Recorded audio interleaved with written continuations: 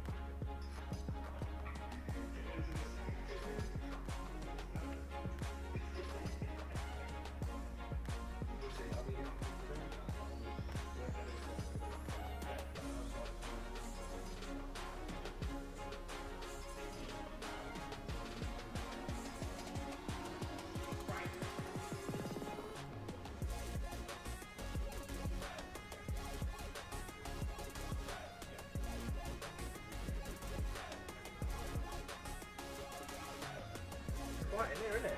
I have no idea where they are.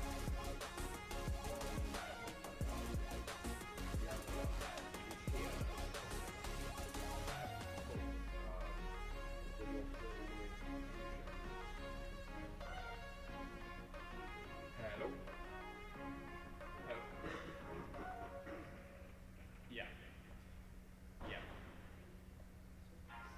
Would you like it to string? I can leave the string on if you want. Yeah. Okay.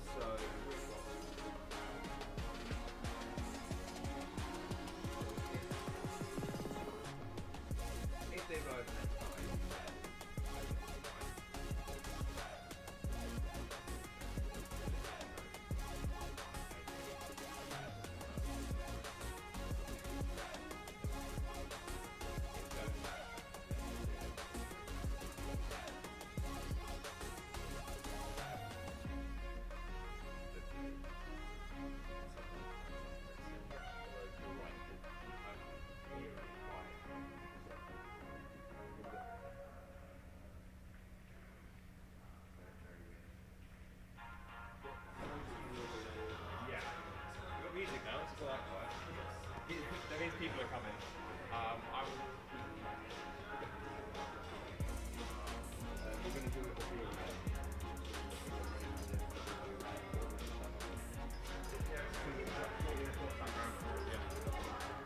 When they get here, I'll send them straight out. And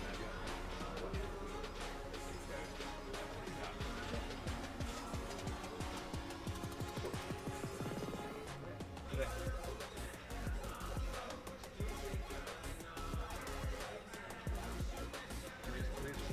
just here. Yeah, essentially, kind of where the camera is if you want, and then just do on the dive. Yeah.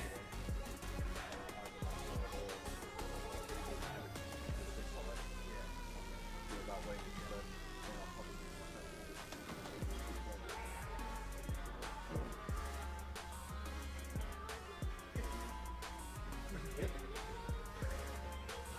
I'm kind of like, Yeah, no. You get the point.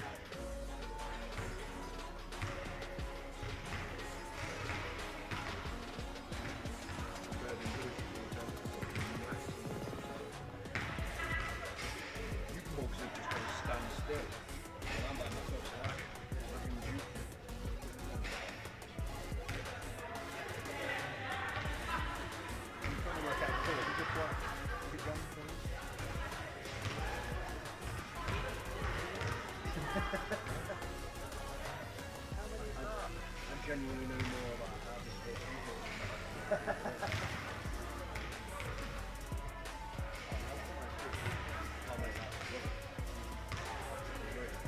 I'd probably just get sidetracked with that. Just do the thing! Shit.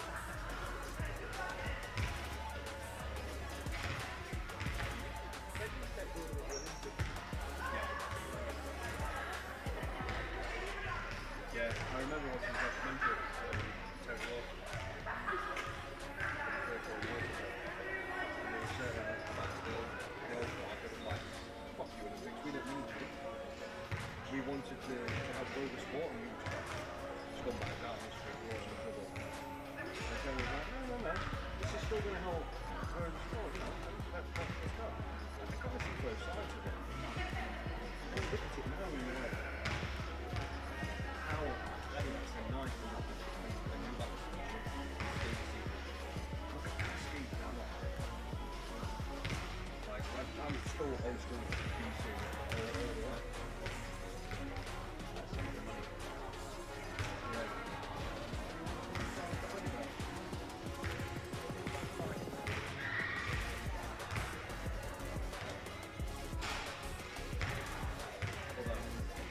I do really enjoy watching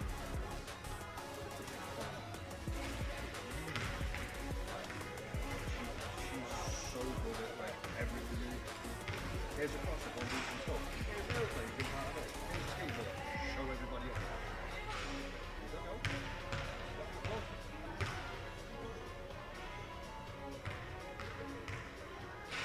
Yeah, I mean, like, in the day, going out, everybody's there doing some street skating.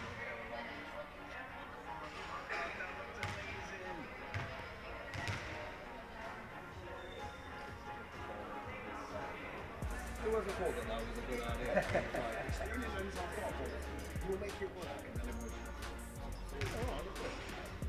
Well then, for some reason, like, just became English standard over that period of time. I like that. Yeah.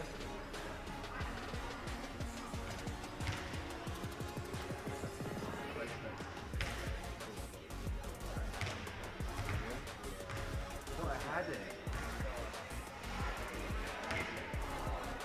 So it must have been about 4 years ago now. Working in the warehouse. Humble guys and like, about 2017.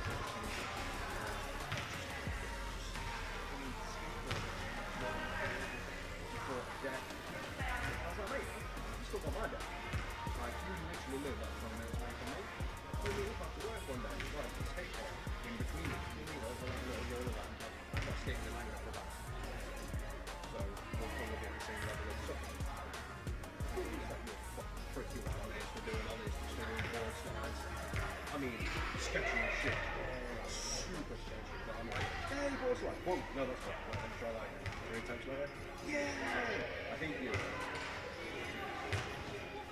Put the skateboard like we skateboard. Put the skateboard sat watching the TV.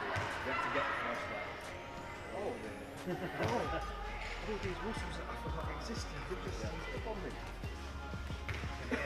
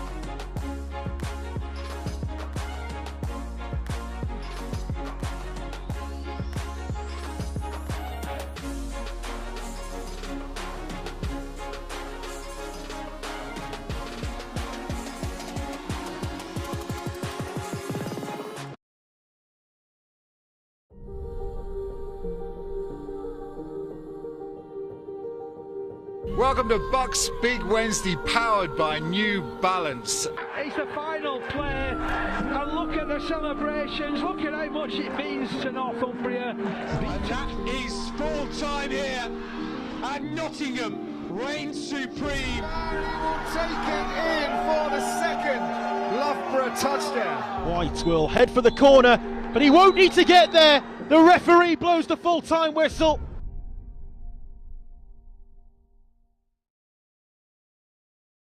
Along to BUCS Big Wednesday, powered by New Balance. We are here live, coming from Loughborough University, the Netball and Badminton Centre, and we are here to showcase the Trophy Netball Final this afternoon between Leeds Beckett and Bath, isn't it? Bath Seconds. Alongside me today in co-commentary is the wonderful Agbeze, MBE. Amma, you are no stranger to Loughborough, having someone who's been here for multiple years. Just talk to me about how nerve-wracking it will be for the athletes out on court today. Yeah, it will be really nerve-wracking. I think any final that you reach is a great step, but you feel the pressure, you feel the nerves. I think everybody wants to win it for themselves, for their teams, but also this is really big for universities. Universities invest a lot in sport, and so the players will definitely be feeling that, and at the moment will be trying to cast that aside and focus on their games. 100%. There's a lot of bragging rights for the teams out on court today, isn't there? It's a formidable Bath University side where netball has been so strong for a number of years, and certainly Leeds Beckett as well in the northern side of the draw. We also know that they've had come through some pretty tough semi-finals. We'll talk about Leeds first. Really high-scoring semi-final against Durham, 71 goals. So what do you think we can see from this Leeds side today? Yeah, so obviously they had a really great semi-final in terms of that score, and I think they'll be looking to try and put scores on the board quite early on. But I think sometimes when you've had a bit of a blowout in terms of your semi-final, you might not necessarily be prepared enough for this final. So it'll be difficult for them to change that mentality in terms of coming out for a really tough contest. They do have Rhea Dixon in their squad, who is a Loughborough Lightning Super League player. So I imagine she will have a lot of leadership and presence in that team, trying to help them lift their game and spur them on. Yeah, I mean, what an asset to have on your bench to be able to inject, probably on some managed minutes we was chatting about earlier in terms of why not on the start today. On the other side of the coin then, we've got a Team Bath side, or a Bath University 2 side. Came for a really tight contest against Loughborough, denied them the opportunity to be in both finals today. So do you think that tight contest is going to stand them in good stead? Yeah, so Bath and Loughborough have a really great rivalry, so I can imagine the tension in that game, and I think that will have basically set a platform for the Bath team to come here and think, actually, if we can beat a really strong Loughborough team, we will definitely have the opportunity to step up against a good Leeds team. Bath, as you mentioned, they've got a pedigree of creating really good netball players. They've got a great program, and I know lots of these players will have benefited from that program, the high intensity training, and I think the ability to focus on not just your university career and aspirations, but also focus on netball quite a lot. And so I think that lends itself well to getting to a final. It's a long season, travelling on Wednesdays after hours of lectures, and so actually to get here takes longevity and takes some resilience, and so I think the Bath players will have managed to develop that as their weeks have gone by, based on the programme that they have around them. Yeah, absolutely. Well, the lights have dimmed down here in the Netball and Badminton Centre. We are going to head over to the action very, very shortly. Please make sure you stay tuned in. It is Bath versus Leeds Beckett in the champion or trophy final today.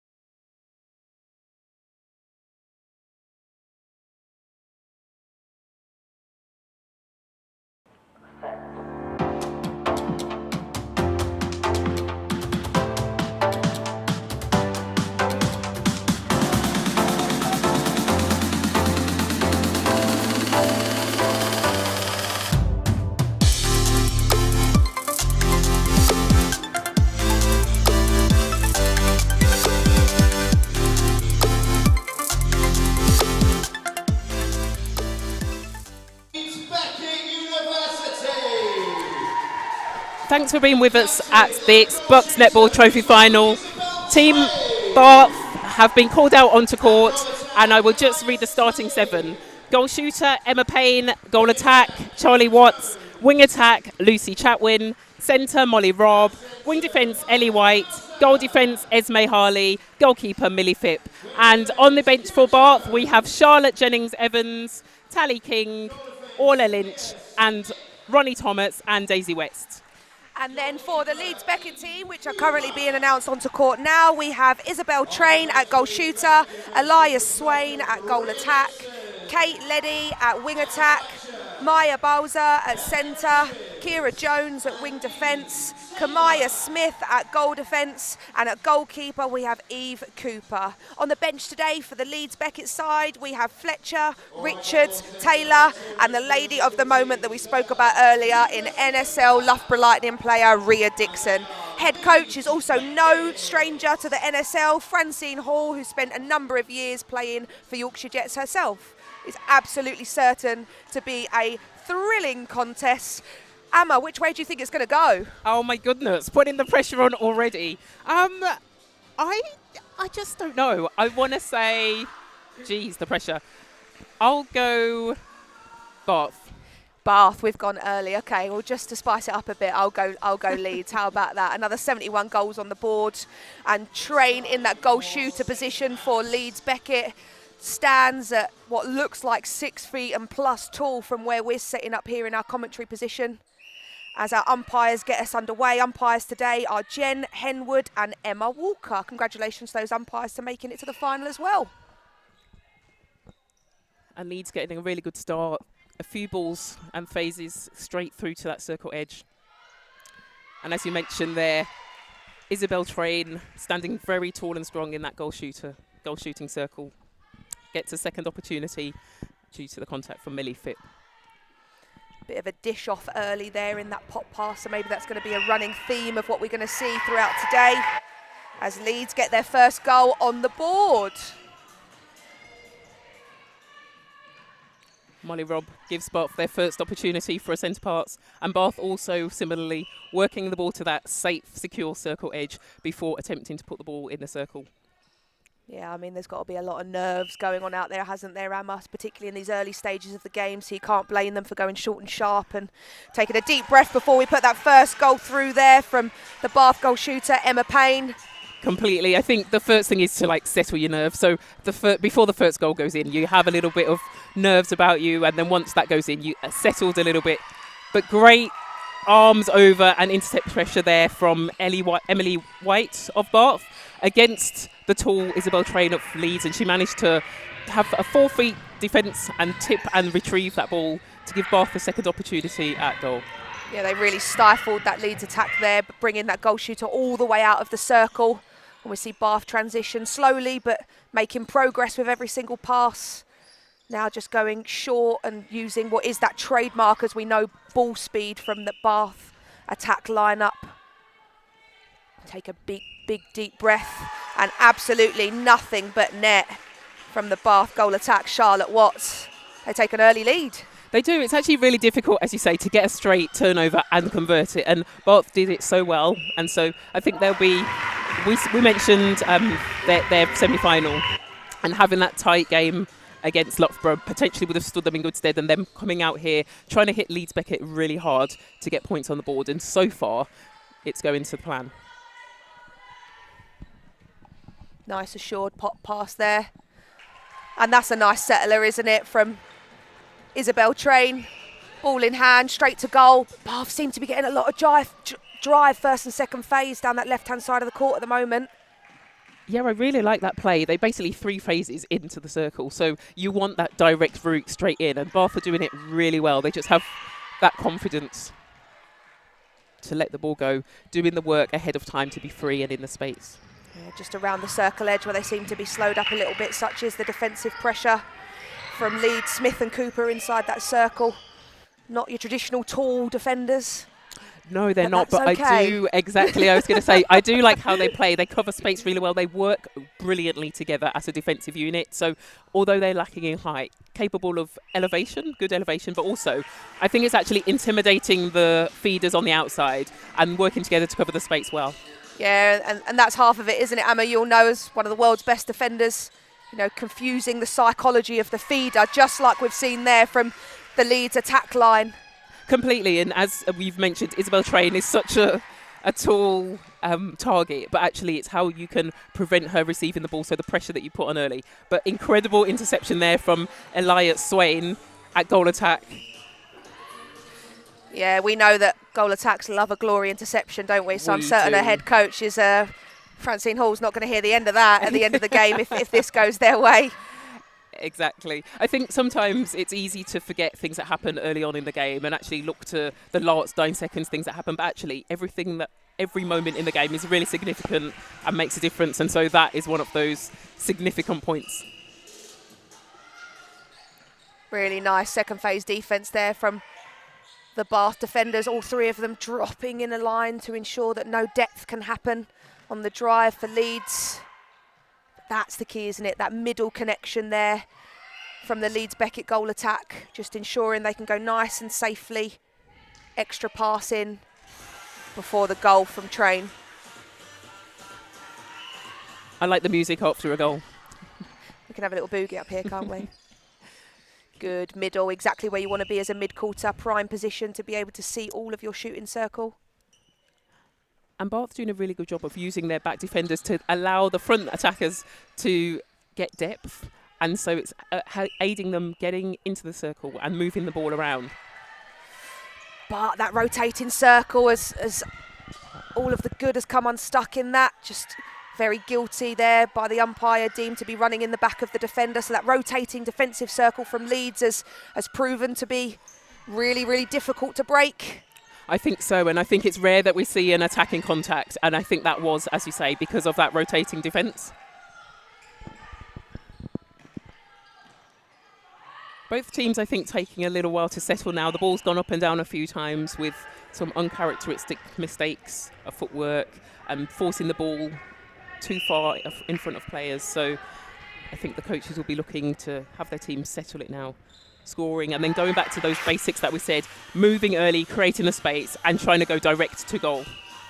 It's really hard, isn't it? Because how do you prepare for finals mentality if you haven't been in one before, or this is your first experience? You know, it's really hard to recreate that with all the best intention in training.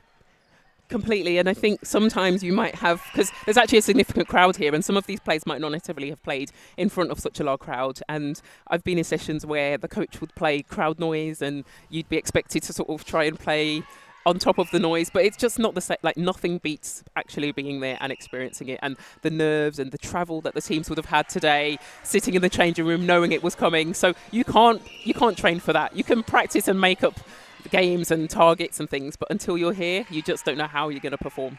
Yeah, it's all a contributing factor, isn't it? As we see the Bath attack and just absolutely slice through the middle of the court with a beautiful interchange off the centre pass. That's been a really common theme we've seen with this Bath attacking end so far. It has. I think they know who's going to get the centre pass in terms of the goal attack, wing attack. And if it's not one of them, it will be one of the back players, because the wing attack or goal attack who's not going for the centre pass is getting that depth for the second phase. So Bath knowing what they're doing, playing a good structure. Yeah, a little bit more clarity on that end, but Leeds continue to chip away and score anyway. They'll look to build into the game as it continues to grow. Oh, unlucky there. Good contest, outside arm from Leeds wing defence in Jones.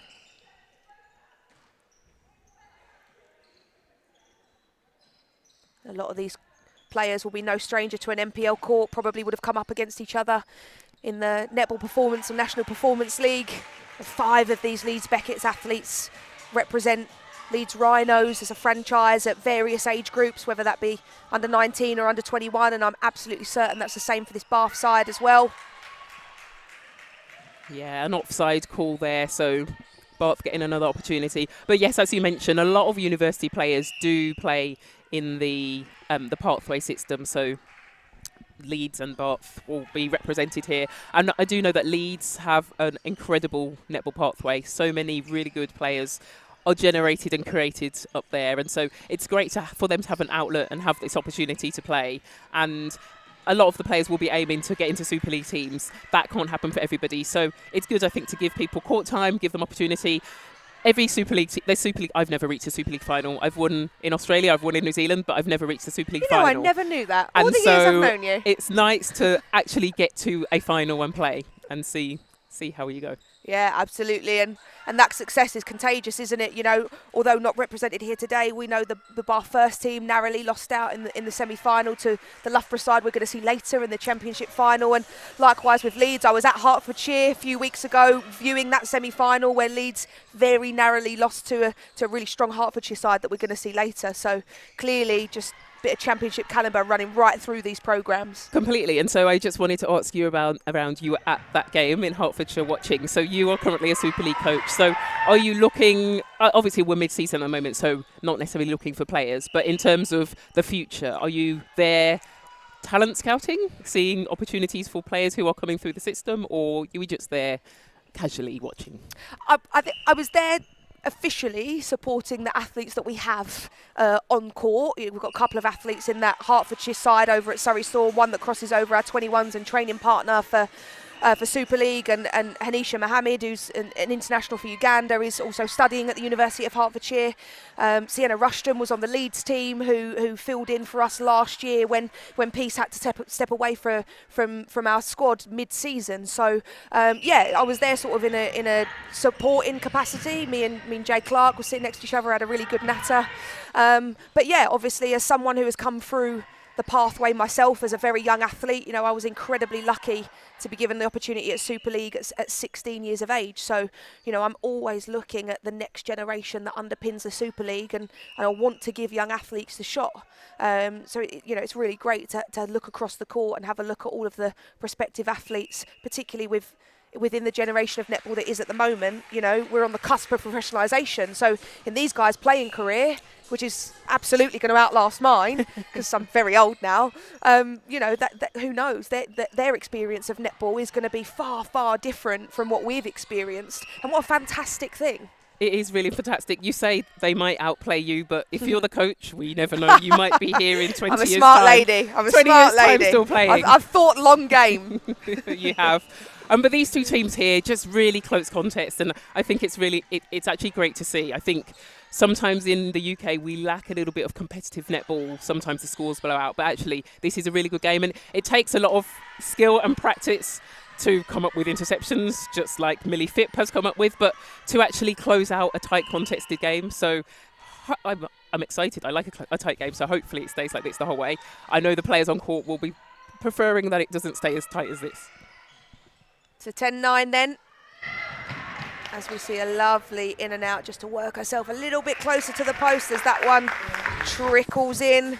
Isabel Train leading the scoring statistics for her Leeds Beckett team. Oh, what a feed. It was. You know I'm a fan of those. It was. Just brilliant vision from Katie Leddy. Confident to let that ball go. And I think a great hold from Isabel Train that she had enough space behind her to comfortably take that ball and be close to the post.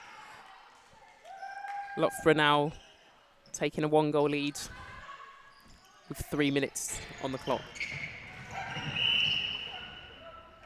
Really nice structure there from the Bath attackers. You can see the difference when they really use the width around that circle to open up the baseline drive for their goal attack. Swain to get her absolute skates on. Another turnover from this Bath defensive line. They've just been absolutely dogged in their work rate, haven't they? They really have, and just giving opportunities to their attack end to have an opportunity at post, but a very messy error there, that footwork on the baseline. Those are the errors that you just don't want to see in the game. Like, you want players to be able to be on side, to not footwork, especially when they're not under pressure, and to be able to catch and pull the ball in. That's important. Yeah. Obviously, sometimes if the ball's put too far in front, it's difficult, but some basic skills should be nailed each and every time. Beautiful drive there from Charlotte Watts, the Bath goal attack, just absolutely putting her head down, drawing both of those Leeds Beckett defenders. Good take from Isabel Train there. I must confess, I really thought she should have probably shot from the first one. It's true. Actually, I think she seems to have, she's got in a habit of actually passing the ball out and taking it, getting it back in. And I think it's a dangerous thing to do. Play a risky game with defenders around, don't you? Exactly. It is a risky thing to do. So I don't know. I guess a shooter has to be comfortable. So the first option is get them into a comfortable shooting position the first time. But every single time you pass it out, you're opening up the potential that it will be taken from you. So tied game then, 13-all. Leeds Beckett in possession. 90 seconds left on the scoreboard. Interesting there that Eliot Swain and Isabel Train were both standing static and behind their defenders. These have a hold, but it would be good to have two different varieties of options.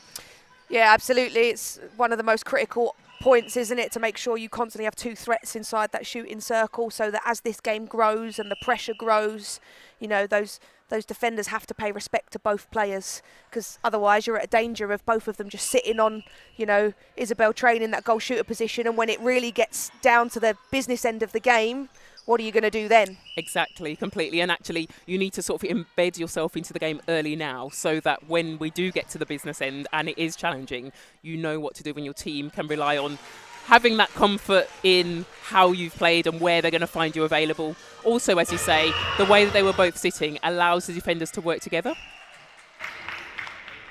I think this Leeds side, they do very well when Eliot Swain holds out and Isabel Train is on her own in the circle. So that early ball in is really good. It's just the times when they've worked the ball to the circle edge and both shooters are in the circle that they need to build on. So 9 seconds to go then. Penalty inside the circle for Bath. You would like to think that they will run the clock down, and Oh, unfortunate there to probably not get a contact call. So end of that quarter then. All right, then, netball centre. Fast and ferocious, wasn't it, Emma? It ends 15 to 14 with Leeds taking an absolute slim margin ahead in that first quarter. Some really great stuff. Fantastic work from Bath, great ball speed, something that's working in their favour at the moment. Completely. I think they have that slick ball speed, that that straightforward drive to the circle edge. So they pretty much have 3 phases and they're looking into the circle, or basically 2 phases. The third phase is the pass into the shooter. So really good, I think, on centre parts. Also through court. There is the odd occasion, though, where the Leeds defenders are getting on top of them, mixing things up in that circle and creating a bit of havoc.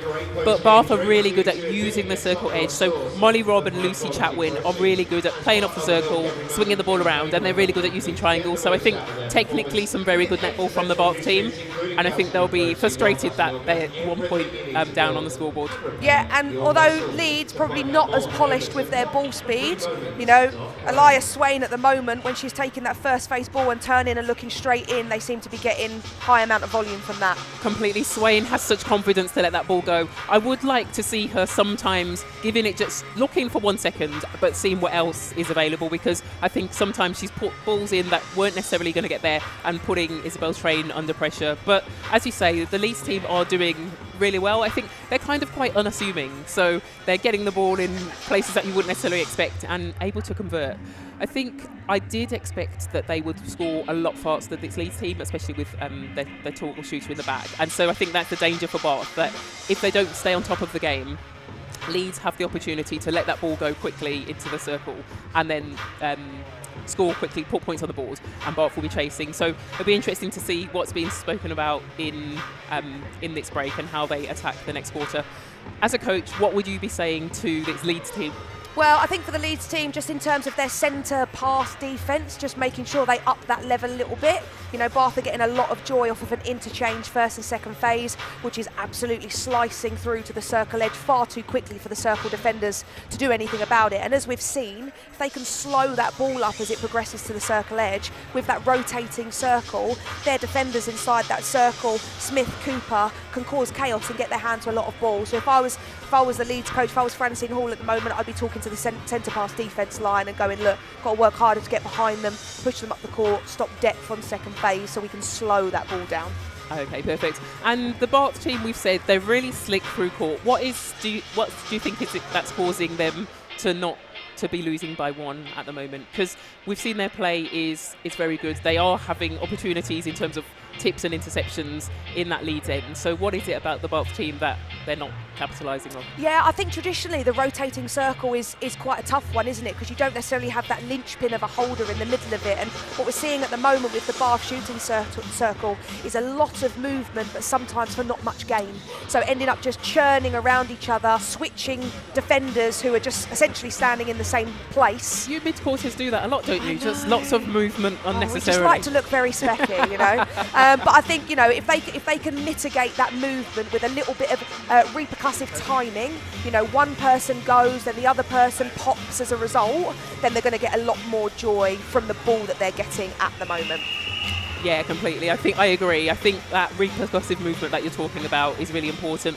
As defenders, we like to prevent and break that down. And so, as shooters, it's vital that you don't just run and move around. It has to be moving for a purpose, right? Exactly. And relative with your teammate, so you can kind of draw, both of you can draw on one defender and they can only cover one side or the other, at which point one of you is free. Well, it is 14-15. Leeds have the narrowest of margins, and just as we say that, as if it wasn't going to get any harder, Rhea Dixon steps onto the court in a goal attack position. Oh, well, we'll see. We did talk about Elias Swain in that goal attack position, how she plays, and so actually now with Rhea Dixon at wing attack, does that change how Elias Swain plays in the mid-court? Yeah, and probably just really great insight for a Vic Burgess, who we know is in the crowd today, Loughborough Lightning head coach, to give Rhea some exposure at that wing attack position, somewhere that we don't traditionally see her play in an NSL court, but we know with her attacking skills and ball handling skills, she's absolutely more than competent. Outside arm there from the Leeds Beckett wing defence in. Hera Jones. She read it really well, saw it coming through the court, and like you say, used that outside arm to just flick it back to Rhea Dixon, who was waiting there. And Leeds starting its quarter with a really dominant show of force. Yeah, that was Mia Bowser there who switched from centre to wing defence. Oh, and a contact call from Isabel Train.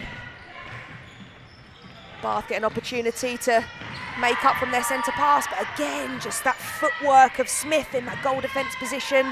She's been very good early on in this game. Definitely, and just some shooting stats from the first quarter.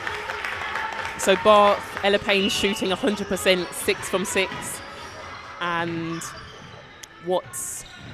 Charlie Watts, 8 out of 9. So good shooting stats there from Bath. Leeds Beckett, Isabel Train, again 100%, 15 from 15. So a very high load there. And Eliot Swain, 0 from 0, so also 100%, but we did talk about potentially needing to step up later in the game. And have you put in the work and been under that pressure and had to shoot? Yeah, and I think that's probably one of the benefits you get from the leadership of Rhea Dixon. You know, straight away he's put the ball in Eliza's hands, and she's got a goal early in the second quarter, and Leeds are currently 3-0 up on the quarter score, so really trying to put their foot down. Got another defensive turnover and an opportunity to be able to really make some inroads on the scoreboard. Just getting a little bit stagnant as they transition through that 2/3 and into their goal third. Nice screen. A well-weighted choice of pass there from Rhea, just casually faking the ball on that front, waiting for that 3rd second to open up to feed that back space where she knows her shooters want to be high percentage close to the post.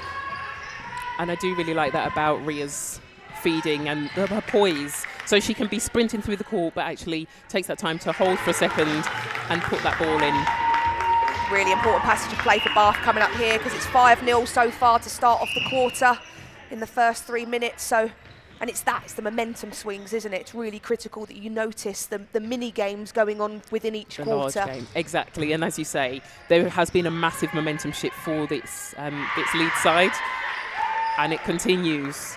And so Bath, really, really crucial that if they get an opportunity to win this ball back, which they almost do through Emily White, that they capitalise. But Leeds, I think, doing a really good job of working the ball around and then only feeding it in when necessary. So an attacking contact called once again on Isabel Train. So Bath, with that opportunity, as you say, currently 5-0 this quarter, can they put themselves under a bit less pressure by scoring here? Yeah, and Smith and Watts having one of the classic battles in that goal defence, goal attack position. And that's a better option from Bath. Last couple of passages we've seen them try and be really direct through the middle, but Leeds clearly got some great coaching instruction, because they're really collapsing on that middle, aren't they? Completely. And so what Bath are not doing is creating the space. So they actually need to run away from the middle, so the space is there for them to drive back in. They're not doing that at the moment. Good turnover. Millie Phipp, we love her backing up from a goalkeeper, particularly against a tall holding shooter.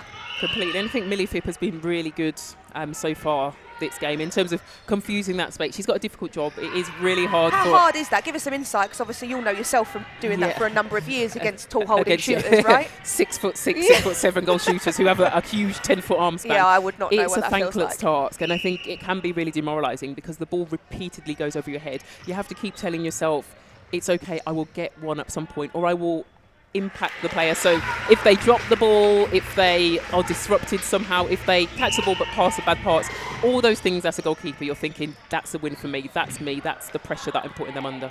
It's that psychological battle though, isn't it, which I probably don't think our young up-and-coming athletes maybe pay as much attention to as their footwork and change of direction and all of those other skills that we talk about in netball all of the time. Completely, and we call those sort of netball smarts. So some people have natural netball smarts, other people have to learn and develop them. And don't necessarily, some people never ever get them. They just almost play a bit instinctively, or play, sort of go to the places where they think they should go. So trying to build up those netball spots is important, and I think that's why sometimes you might play a team that are older players against younger players, and the older players win, and it's because rather than rushing around like you mid-quarters do all the time, they think with their minds, they think clearly about the game, they know where you are likely to go, and they just do the minimum amount of work, but they're using their brains instead. Yeah, we see a change for Bath coming that small intermission there. Centre in Molly Robb taking a well-earned rest. Just waiting for the next change to come through as Leeds get another opportunity from a turnover ball. Just Bath potentially lacking a little bit of that patience and the ball speed that we saw work so well from them in that first quarter. Now trying to almost match Leeds in going really direct and feeding off the circle edge. I think it's that pressure. So once the scoreboard starts changing and you have quite a number of goals put up against you and you get into the rhythm of what the opposition are doing, you feel the pressure to score quickly, and then your game plan goes out of the window. And I think that Bath have been susceptible to that at the moment, so not playing their natural game as they were previously. And it's hard, right? Because when you're playing against a team who has a tall shooter who can score quickly, you almost feel obliged to try and match their speed rather than just, what are we really good at? What are our strengths? What are we synonymous with? What's got us here, essentially, to this trophy final today? Completely, and I think especially at this point in the game, it's very, very wise to continue to do what you do well and to not think we need to score quickly. At the moment, all you need to do is just keep scoring, so you keep close to the opposition. If you start worrying about the fact that they're scoring quickly now, the game's going to blow out, because all the technical skills and the tactics that you've set up to come into this game are going to go out the window. And as a team, you're not necessarily going to gel, you're not going to know what your teammates are doing, and that's where discrepancies come into place and mistakes are made. Just confirming that change that we saw a second ago, we have Lucy Chatwin, who has headed to the bench, and replacing her is Ronnie Thomas, come on the court for Bath at wing attack. It is 24-18. We are halfway through this second quarter contest for the trophy final. And it is Leeds that currently have gained momentum in this second quarter. And at the moment, Bath quite static in attack. So the centre and wing attack, Molly Robb and previously Lucy Chatwin, but now Ronnie Thomas, a little bit static on the circle edge. Players looking to use the backup wing defence and goal defence. So it will be good for them to come up that circle edge and keep that attack end moving round to make the Leeds defenders have to work and think about where they need to defend, where the ball's going to be coming from.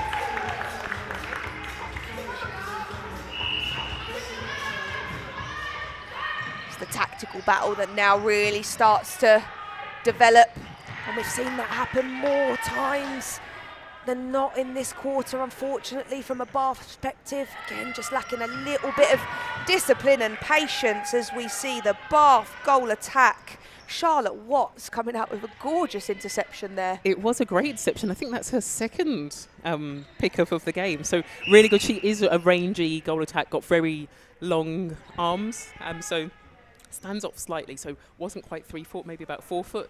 Deceptive, and then goes up for the ball. Bath claw one back. Much needed. That was off their centre pass, so the score margin remains at 5. Nice feed, Leeds Beckett centre in Maya Bowser. And there's another shot from Charlie Watts that we spoke about. But no goal. It's another contact call. That's a third in this quarter in Isabel Train. And that's the thing, isn't it? We need to see these players adjust out there. We really do, but it's really interesting at how late the call came. So I don't know whether she knows what she did, but interesting how she had caught the ball, she was falling off court, flicks it into Charlie Watts. Charlie Watts managed to score, and then the contact came, so I'm not sure what's happening there. But as you say, you need to find out and you need to adjust quickly. This might be just the wedge in the door open that Bath have been looking for this quarter. Lovely high arching shot there. And if they can score this one, then the score margin's back at 3. Again, one of those cardinal sins, breaking the line. It's absolutely unnecessary. Wait for the umpire's whistle. Do your movement behind the line. If you need to go further behind the line, do that. But a crucial mistake there from Ronnie Thomas. Yeah, and I'm sure head coach Anya Lee Manier is going to be fuming. Sore with that one. I chose my words carefully there. I feel her pain as an active head coach myself. Steam coming out of her ears. When you're clawing the score back on a team, you cannot afford to make any errors. Well, that's it, isn't it? You know, had they have punished off of their own centre pass there, the margin would have been at 3. Well, now it's back at 6 again. Exactly. So you've just exerted all of that energy to try and get it back, and now, like a balloon, you've just let a little bit of that air back out. Completely. And I think we need to talk about the psychological impact that has as well. It's not an easy thing to win ball off a team that are playing so well like Leeds. Quite a short shot there from Isabel Train. Not easy to win the ball back, so when you do win it and get that opportunity, you want to capitalise. But Leeds doing a really good job here through court defence, keeping their players up, the top players up court and the back players towards the back of the court, so there was nobody coming through that middle. But Bath, patient enough to work it round, find their players. Molly Robb there on the circle edge.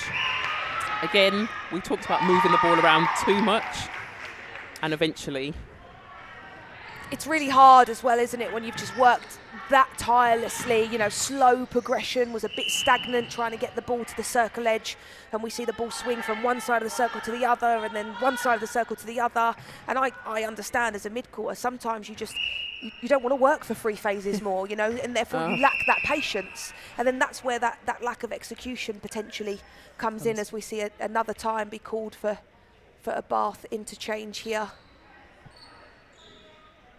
Completely. And you mentioned that that constant pressure of working the ball and reworking the ball, and Bath did have a shooting opportunity in that period, and so they could have I always used to say, I'd prefer you to miss the shot than have us lose the ball working it around. Correct. Because if there's a 50-50 chance the shot will go on. Agree. So take the ball and have a shot at goal.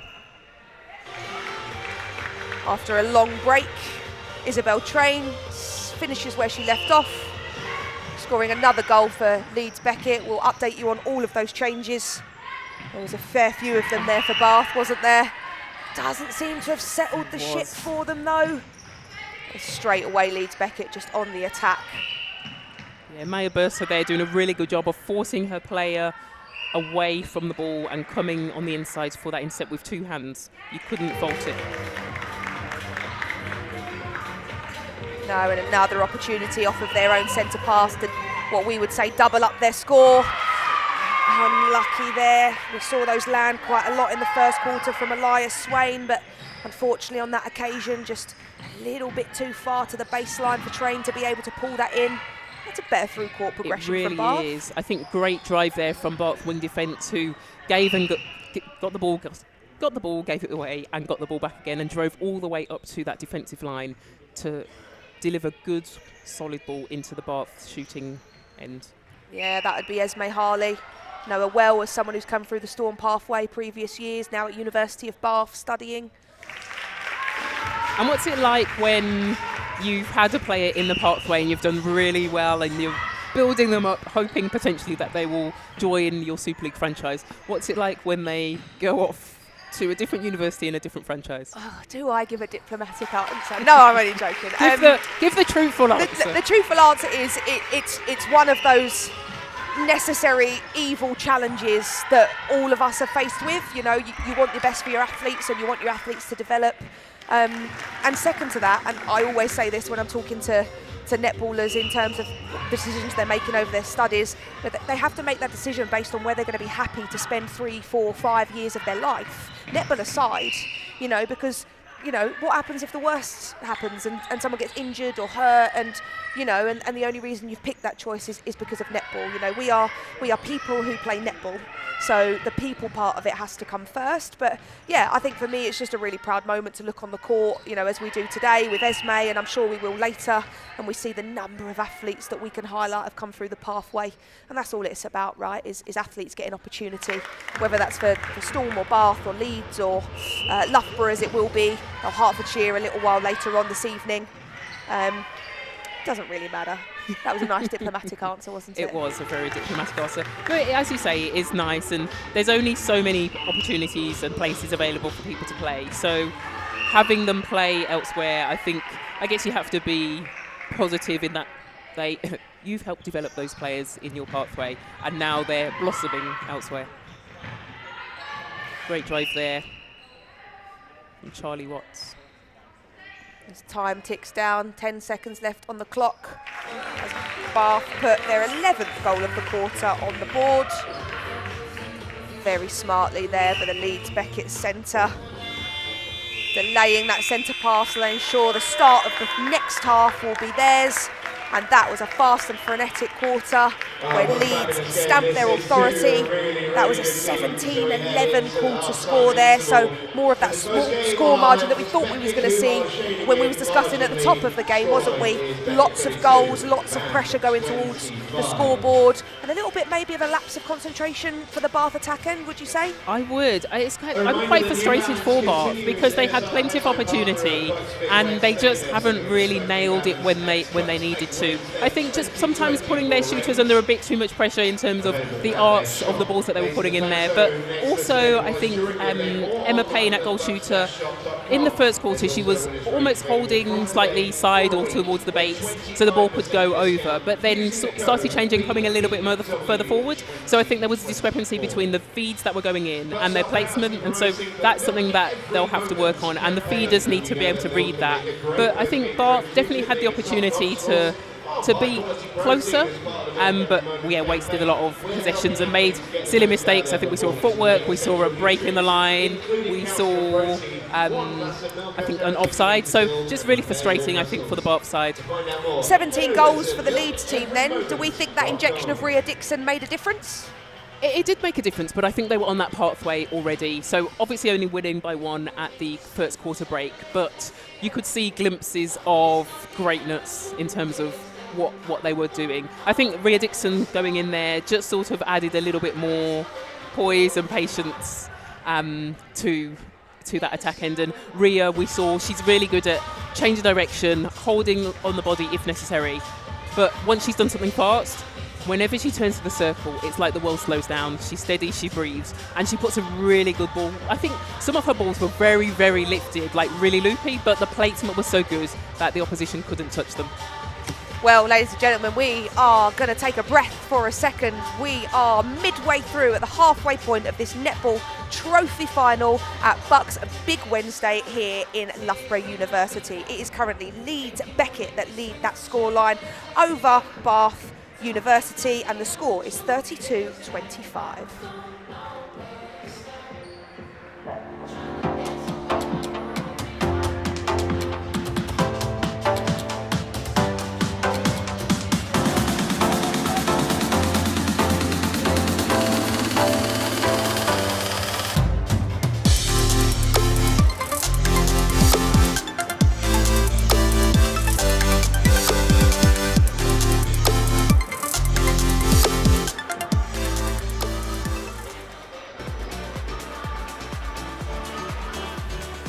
You really do your research into the private equity sector. Don't be put off by this kind of mysticism that potentially lies around it. Do your research not only to help with your application and interview process, but also to see if you personally would like to work at that place or that sector or that field.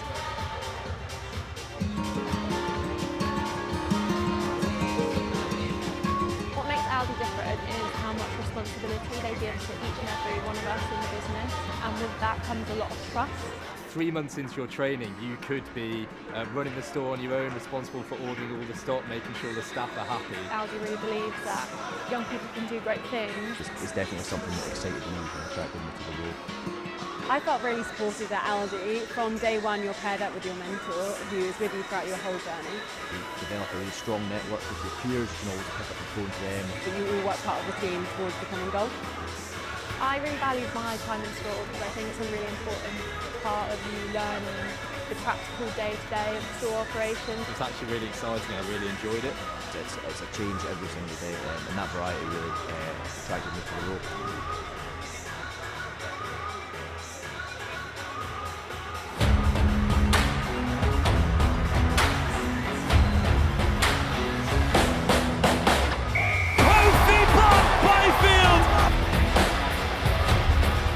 Singleton sniping.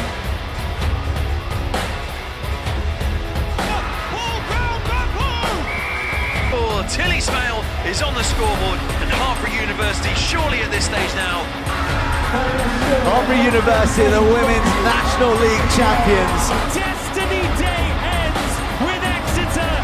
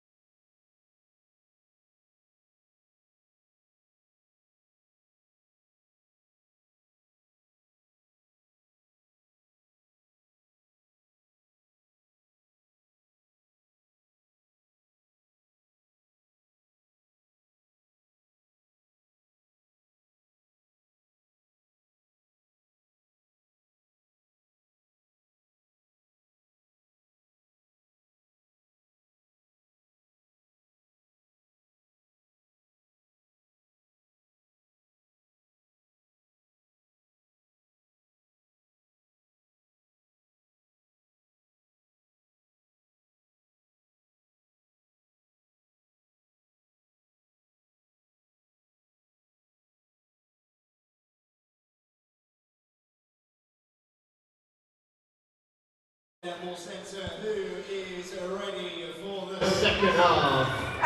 welcome back to Loughborough University BUCS Big Wednesday. You are tuning into the Trophy Netball Final this afternoon between Leeds Beckett and Bath. Leeds Beckett currently lead the score 32-25 as we get an early contact call from Isabel Train, starting where she left off in quarter two, Emma.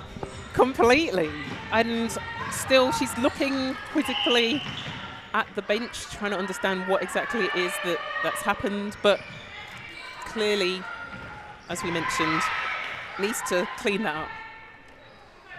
Yeah, but they get out of jail card with another attacking contact down the other end, which was from defender Smith, who's been all over the court so far for Leeds Beckett, doing a great job. A really great job, and Harley there for Bath at wing defence, trying desperately to win another opportunity for Bath. It was to no avail because she went offside, but the defenders for Bath definitely not giving up, still trying to win this game for their side. Nice early shot there from Elias Swain. We was chatting about her at half-time, wasn't we, Emma? Because first quarter, Leeds goal attack, 0 for 0, doing a lot of the feeding, facilitating. We spoke about that, maybe that needed to improve. It's like she can hear us, because quarter two, 100%, 4 out of 4. Oh, brilliant, and that's what I like to see from a goal attack that can come into the game. And as you say, when she does come into the game to shoot, she's still at 100%, 4 out of 4. So definitely, I think, good work from her. I think the injection of Rhea Dixon, giving her the opportunity to do a little bit less in the mid-court, able to then penetrate into that attack circle and put the shots up as and when necessary. Yeah, we spoke about it at the top, didn't we, about how critical it is to have 2 threats inside that circle as this game progresses. You know, these Bath defenders now know that they can't just drop back and sit on the tall shooter of Isabel Train inside that circle, because if they do, then Elias is going to be more than happy to just try and shoot the game out. Completely, and that's what we want when we want 2 shooters capable of going to the post, just creating an extra threat, giving the defenders something more to think about. And great work there from King. Not long been on the court and came on just towards the end of the last quarter and already working wonders in that defence end. Right back at you. We've got a game of table tennis going on in the middle of the court there. Great turnover from Bath Centre. Another one from Leeds Beckett. I'm not a coach or a player in any of these teams. I'm frustrated at the number of times the ball is going up and down. The mid-quarters, you say they want like, to be a centre at this point in time, hey? You say you guys like running unnecessarily. Well, you're currently running unnecessarily. It's going up and down, and Leeds Beckett, seem to be the only team who are scoring those settlers, giving their team the opportunity to have that breather. Yeah, 3-1 on the quarter score currently to this Leeds side. Score this one, then they would have started again this third quarter. Started the second half incredibly strongly. Oh, beautiful. We called on Elias Swain to step up, and step up she has. I like her. Beautiful give and go, receiving that ball in the circle, and just confidence. Only nothing but net. Yeah, and you love to see that, don't you? And I guess that's what that first half performance builds, doesn't it? Just the confidence when your towel's up and you feel like you're a bit untouchable. You know, almost Kadeen Corbin-esque. You just take the ball, you turn, you look at the goal, and you just back yourself. Literally. That's what you want to see in goal attacks, Completely. right? Shoot that shot and start walking away before it's even gone through the ring. That was confidence. I only hope that one day when I grow up, I will be that cool. You just need to do it once. Only once. Then you're like, yep, that's me done. One and done. And Elias Swain stepped up doing the exact same thing. Slightly close to the post, but once again. And Bath definitely making changes here. I think they know that they need to do something, because 10 goals down with over nearly 2 quarters to go, you need to do something. There needs to be some sort of change, and they weren't able to move the ball through that attack as swiftly as they had as when they started the game. So having to make a lot of passes now. Previously we had 3 phases to the shot. Now this is already up to, I think, the 6th phase. So having to work a lot harder. The Leeds Beckett defence working really hard, forcing the Bath players out wide, and it's causing havoc for this Leeds Beckett attacking. Yeah, but I think, you know, head coach Anjali Monier is being really brave in her changes. You know, she's not sitting, letting the game pass her by. She's doing everything she can to use her full bench and inject people and try and get that reaction from the athletes on the court. And we've just seen it, turnover off of the Leeds centre pass, but just a bit of a brain fade when it comes to that final phase in. Completely, just poor parts placement. So that was an amazing drive there from the Bath goal shooter, driving along that baseline, and the ball just completely behind her. So just miscommunication, poor passing placement, and I think just frustration creeping in from this Bath team. And you see a much more slow, measured, tactical approach from this Leeds attack end. You know, they go incredibly quickly through 2/3 of the court. They get the ball in the goal third, and it's just not about how quickly we finish this off. It's about making sure we just slowly peg the defenders back a phase, and they're getting so much joy out of that at the moment. 10-goal margin. That's actually a really difficult thing to do, to take the pace out of a game at varying times. And as you say, the Leeds Beckett team doing it really well. Once the ball crosses over into that attack end, it's almost as if someone hits the pause button and they're playing in slow down mode. I think they just have a bit more confidence now, able to let that ball go. Isabel Train there, popping forward as and when necessary, holding the back as necessary. So Leeds Beckett, definitely settled into this game and have that ability, I think, to win ball defensively, but to patiently take it through to the goal in attack. Smith and Watts continuing where they left off with their individual battle in the first half. Leeds Beckett goal defence and Bath goal attack. Much better measured approach to goal there from Bath.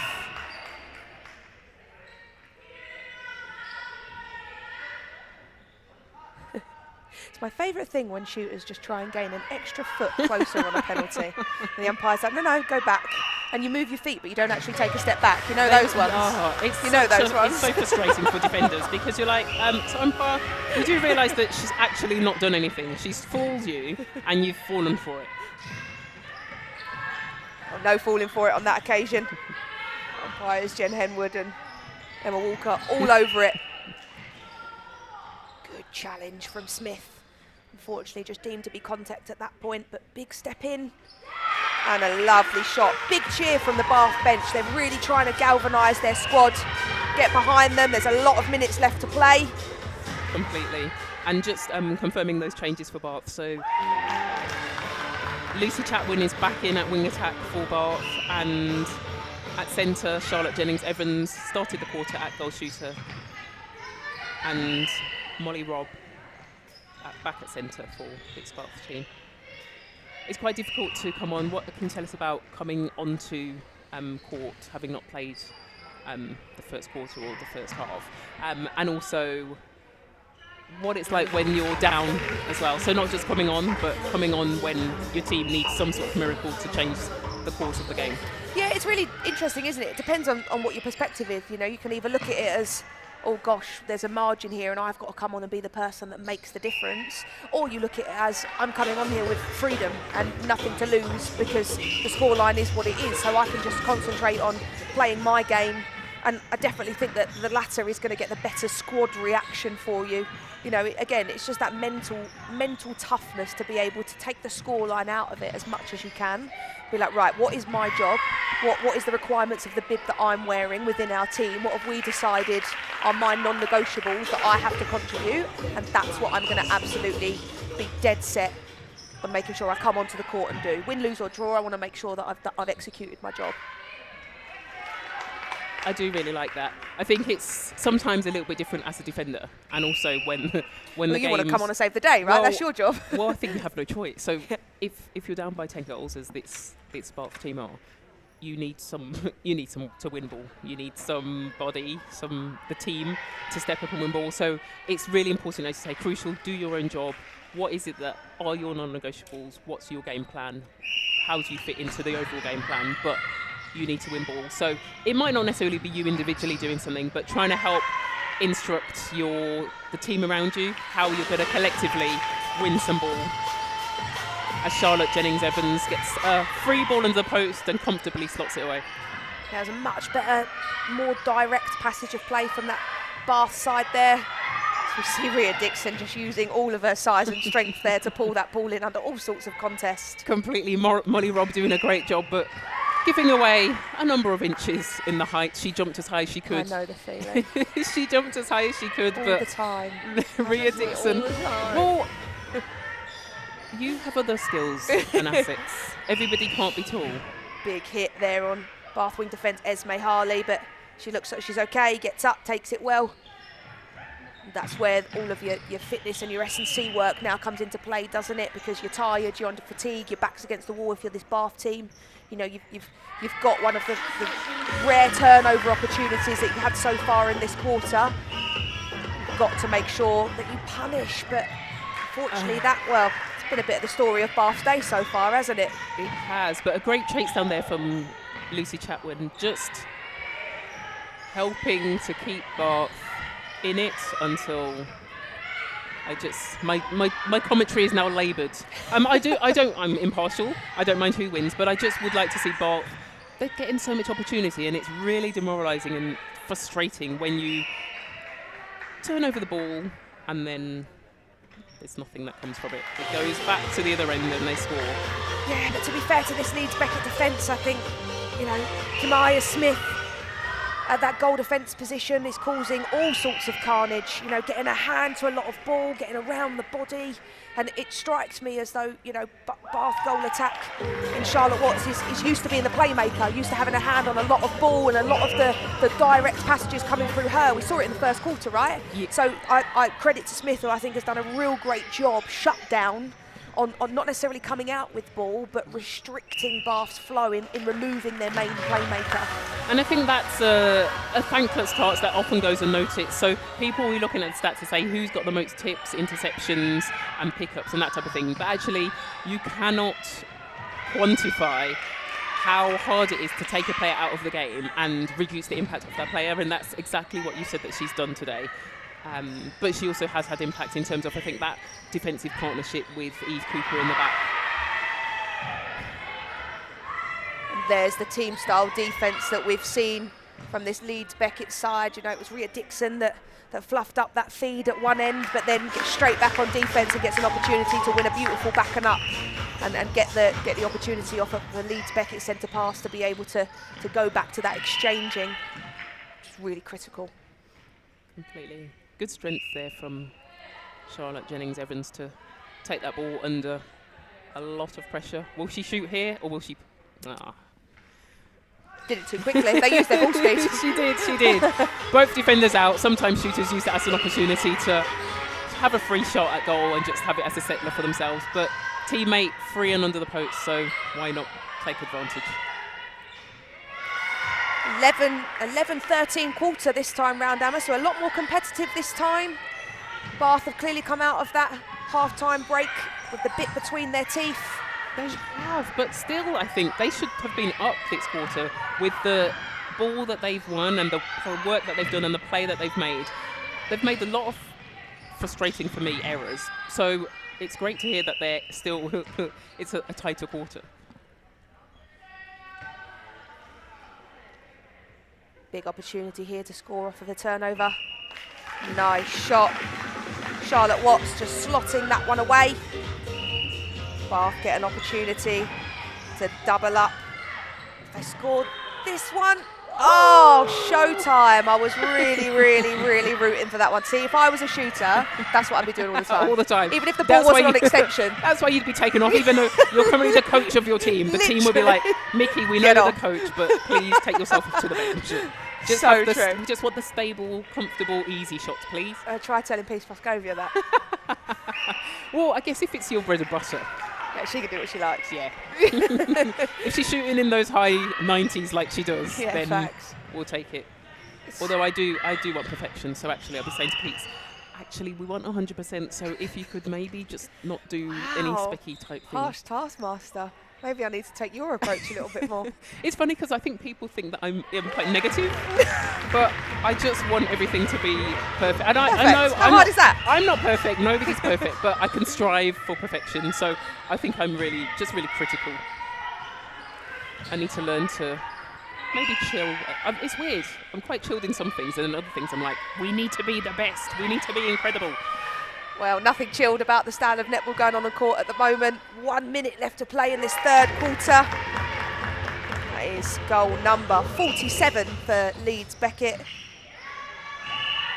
the clock winds down and this Bath side get an opportunity to try and level the quarter score.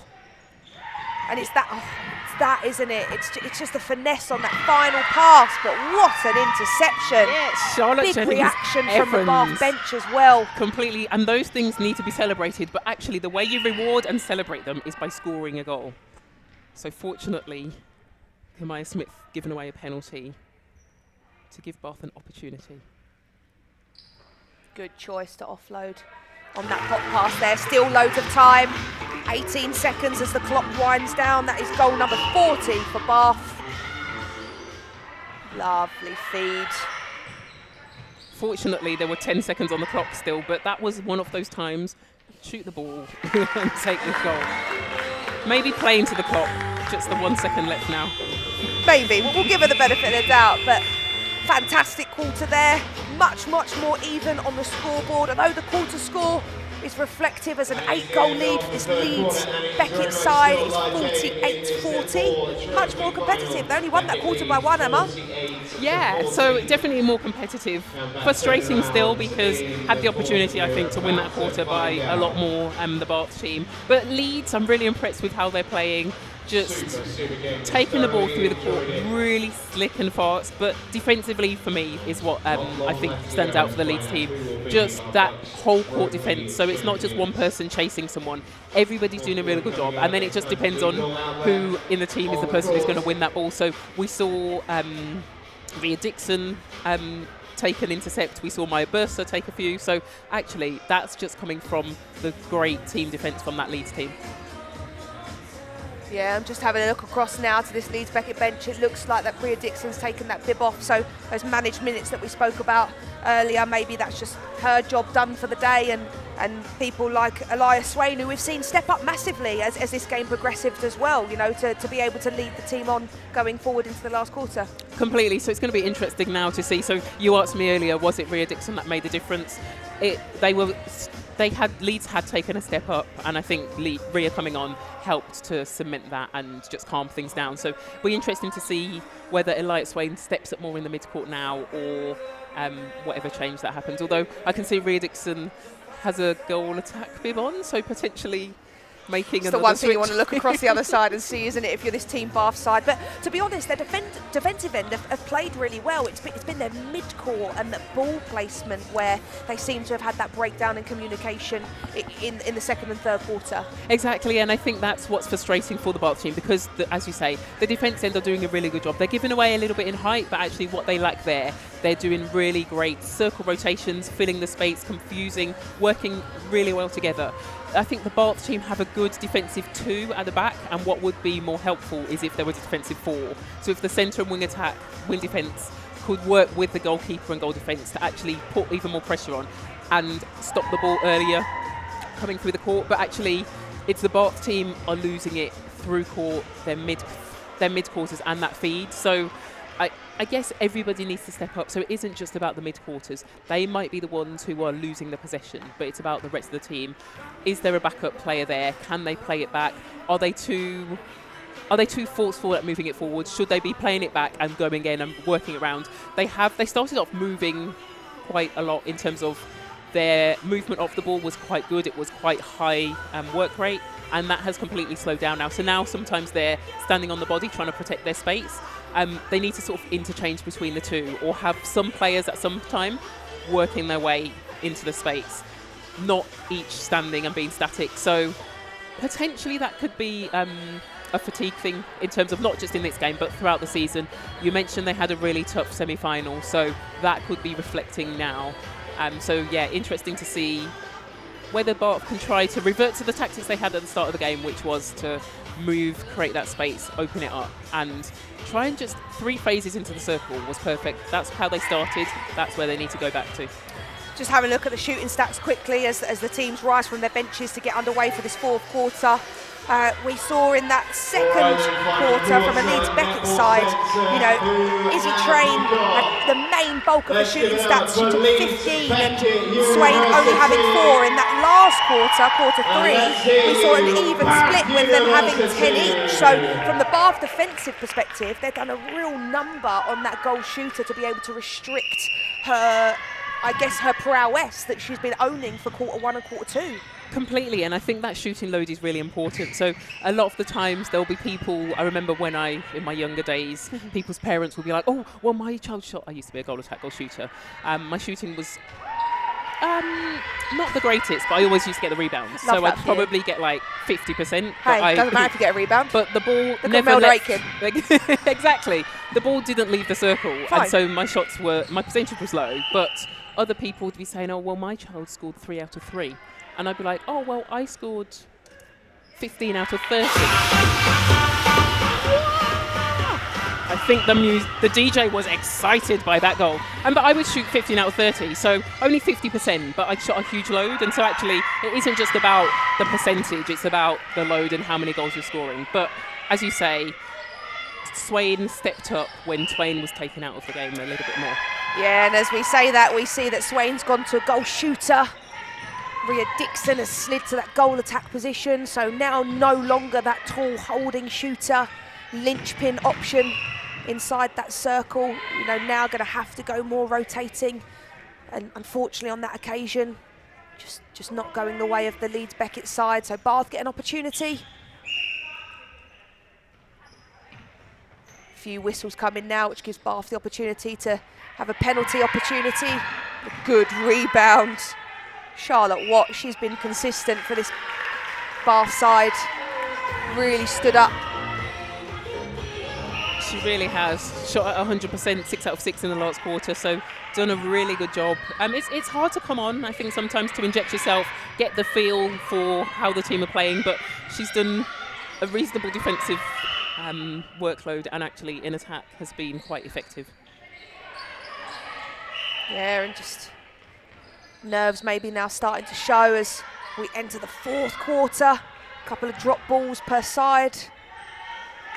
Lovely shot, Elias Swain. Not the height inside that circle anymore, so goals have to go in, right? Rebound position probably not going to be yours, maybe. Excuse me, rebound position better be yours. Just because you're not tall, it means that you need to work yourself into a better position. You tell them. Nice ball speed, good creativity from Rhea Dixon there, showing all of her skills to just craft and create the space. Nice ball movement from Bath.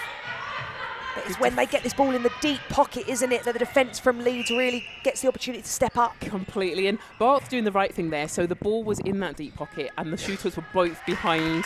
So she didn't necessarily, the player didn't want to lift the ball over. So she fed it across to the other side of the circle. But what is the Leeds Beckett defender doing really well is getting back in front of the attackers. So it's not a flat ball anymore. So the Leeds attackers need to be, the Bath attackers needing to be stronger to hold that position so the ball can go in flat. And it's tricky, isn't it? We talk about this quite a lot as mid-quarters, you know, because you want to use the swing purposefully. You want to use the swing to open up a shooter on that side, because otherwise you're just shifting the problem further. Completely. And it's like we've said, don't pass the ball unnecessarily, because you're creating an opportunity that the opposition might intercept the ball, and by swinging it across, but not having a flat ball to give in, you're just exacerbating the problem. It's a better so there's a swing there, and that rotation round is perfect, because it's coming to a flat ball, draws the contact, but that was a great idea in terms of opening up the circle, creating that flat option in. Yeah, really lovely cut from Charlotte Watts, just dropping her shoulder down, making sure she gets that space on the defender, but Leeds Beckett now just with their towel up, 3 phases and ball straight under the post. It looks pretty easy for them at the moment, doesn't it? It does, and I think what's nice to see is that they can easily prepare. So Rhea Dixon was nowhere near that line on the centre part. She kind of took a step towards the line and then just dropped deep into the pocket to receive that second phase pass. And then Swain equally did the same, drew her defender towards the circle edge and got the ball lifted up in the back space. So just really simple, but it's about that preparation, doing the work prior to being available for the ball. Great good rebound. Excellent rebound there. Was that Charlie Watts? using her long arm span to claw that ball in. Beautiful vision, Molly Robb. And I think this rotating circle for Leeds has not taken away anything from their attack end. In fact, I think it's just easier to see the options. Yeah, and that's a sign of a really well-coached, well-drilled team, isn't it? So props to Francine Hall. They can completely change their tactical structure, go from one tactical to another one, you know, and they don't miss a beat. They just continue to punish on the scoreboard. Exactly. I just wanted to commend Molly Robb there at the Bath end. So Molly Robb, the centre, had the ball on the circle edge, saw her attacker driving the top of the circle, but held onto it. The defender almost flicked themselves off onto the back baseline, and then Robb put the ball right under the posts. Love a good fake. Completely. Beautiful timing on the feed. That relentless defensive through-court pressure from this Leeds Beckett side. You can see all of the defenders working really hard to get on the inside of their players. But a great middle penetrating ball going towards the top of that circle there just undoes all of that defensive pressure. My heart has been in my mouth for every single one of those passes. Corner ball. Bath have done a really good job, I think, of getting the ball through. They're doing a lot of work on the ball, under physical pressure on the body, to receive the ball through. Some of the ball's a little bit precarious, but they got there, so I can't complain. And I think doing what we talked about in terms of playing it back if necessary. Before they were just forcing it forwards, and it wasn't necessarily on, but happy to go back a little bit.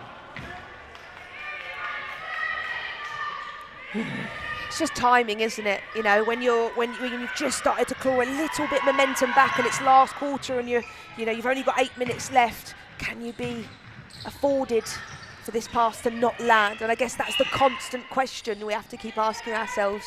You know, we want to play with freedom without fear, but we have to execute at this stage. I was going to say, it gets to a certain stage where you know, actually, we just need to score. So gone is the opportunity for risky passes, for 50-50 or passes that might get their 70%. That time has gone. Now it is crucial. It's about nailing every single pass, because 9 goals to catch 7 minutes to go. It's almost just running out of time, aren't exactly. you? You're just running out of time, exactly. And you give this Leeds Beckett team more confidence. You know, another opportunity. But these Bath defensive line just hasn't stopped, has it? It's been relentless in their determination to create countless opportunities for their attackers. King there doing a really great job for Bath at goalkeeper. And you get every other centre parts, and so what you need to do is score your own ball and then rely on your team defence to pull it back. So in terms of the deficit being 8 or 9 or 10, score your own and then worry about how.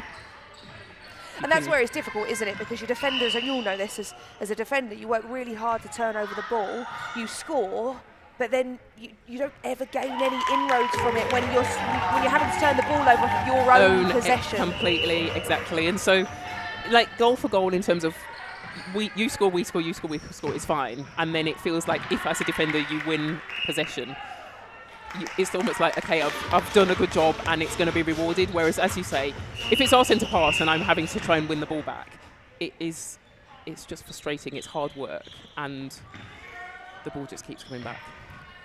Ball on a string there for the Leeds Beckett attack line in that last passage of play, but another great shot from Charlotte Watt. She's been good today for this Bath side, the goal attack. She has been really good. I think her ball work and movement has been great. Although it's hard to talk about how good some of the Bath players have been when the Leeds team just keep making impacts like that. Yeah, again, fantastic transition defence between Elias Swain and Rhea Dixon to earn the turnover, as we see another change from this Bath side coming.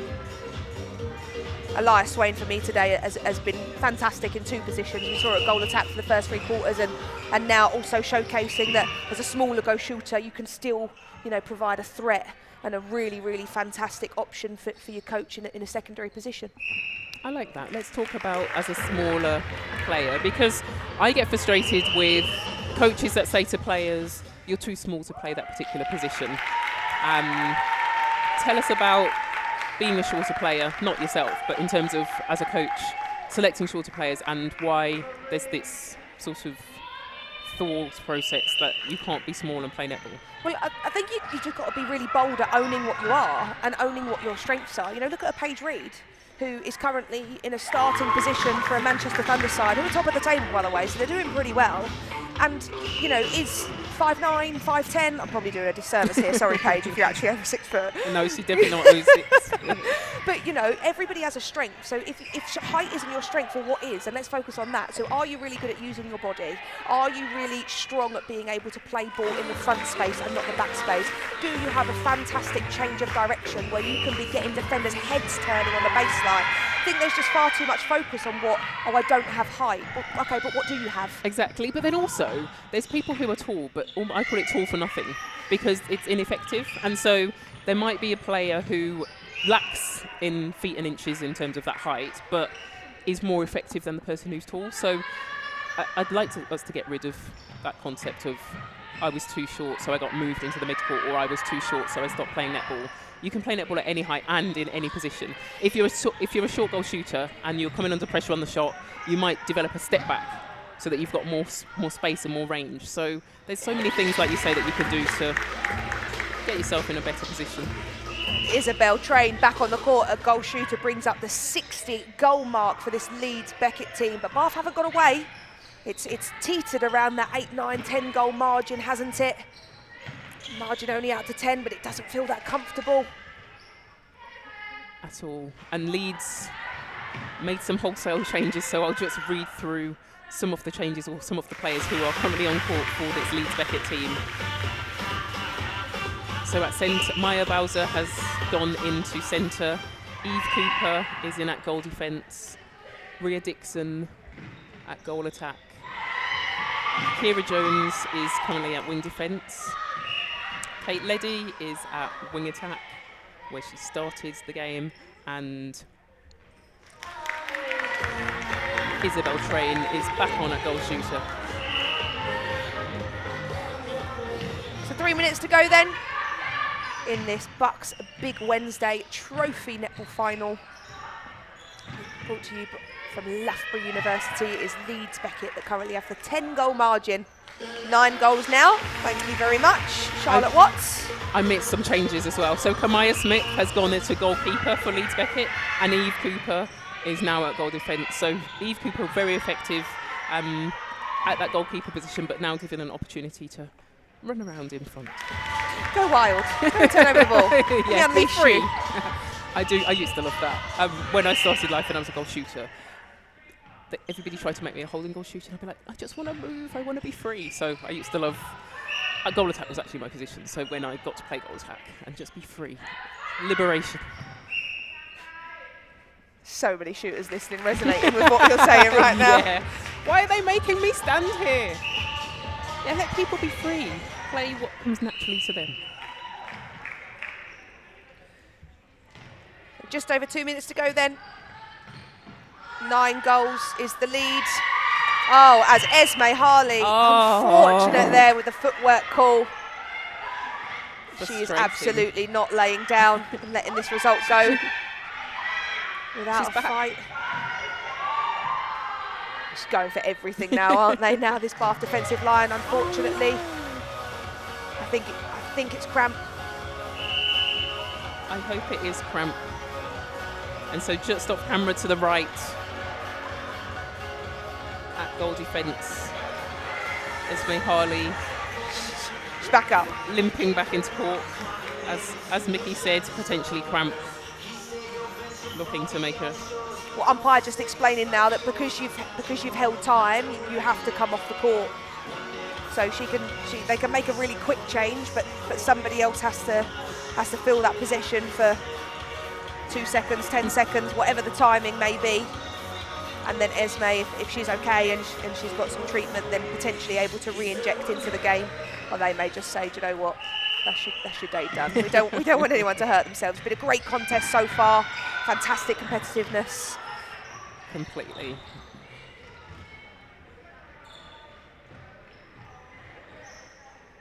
So final 90 seconds then.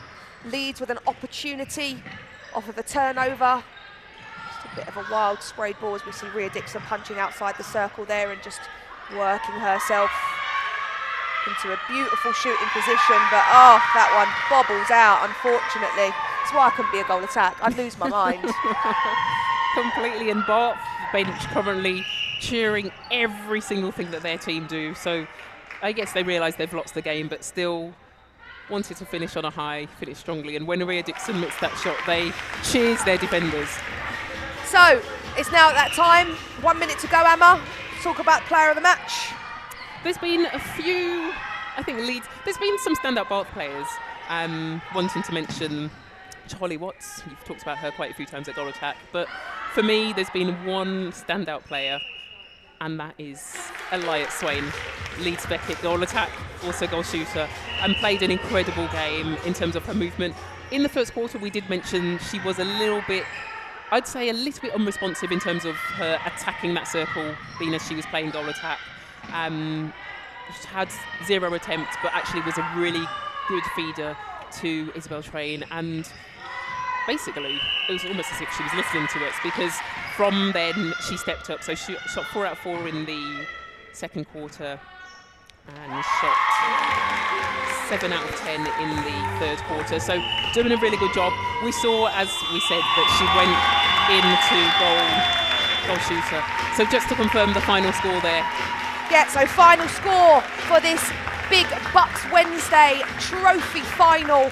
It is 65 to Leeds Beckett, 45 to Bath. So congratulations to Leeds Beckett, who run away with the win on that one. Felt like a completely competitive game whole way through. Those Bath defenders were dogged until the absolute end, gave it their absolute all. Standout performance from Charlie Watts as Bath goal attack.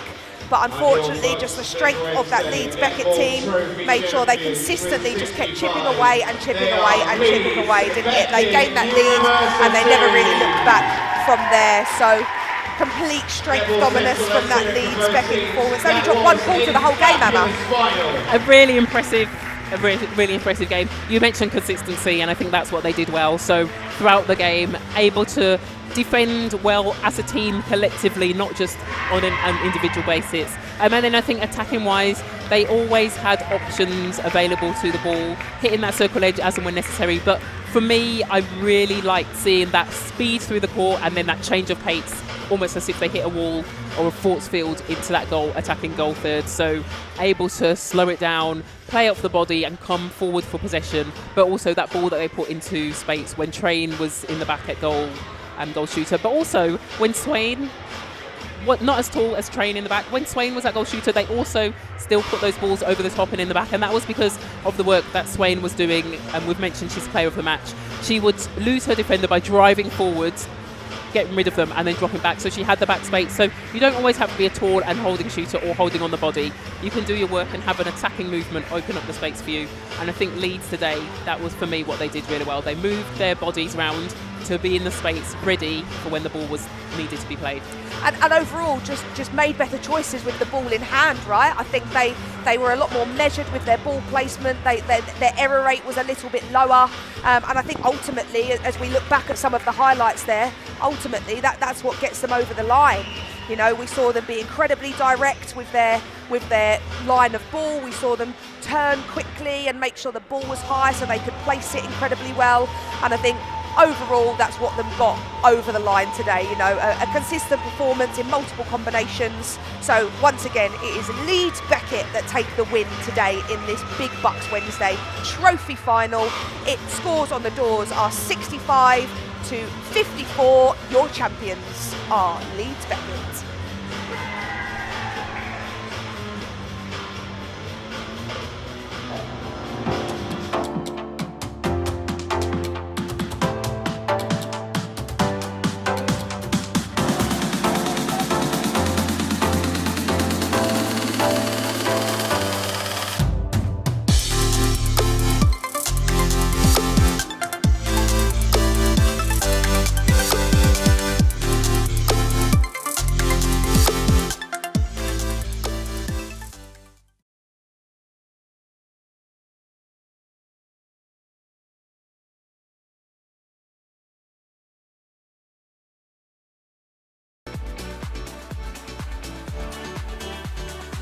You really do your research into the private equity sector. Don't be put off by this kind of mysticism that potentially lies around it. Do your research not only to help with your application and interview process, but also to see if you personally would like to work at that place or that sector or that field.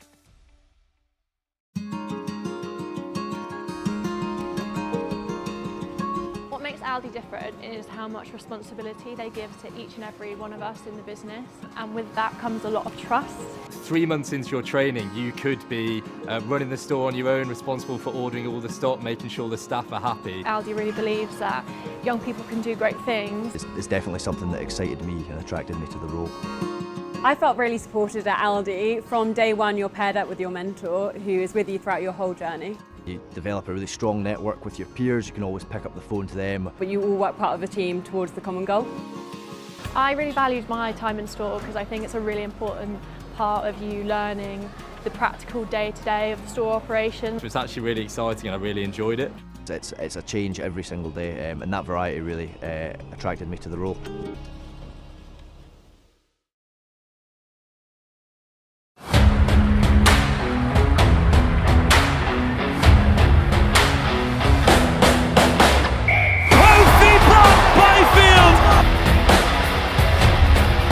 Singleton sniping.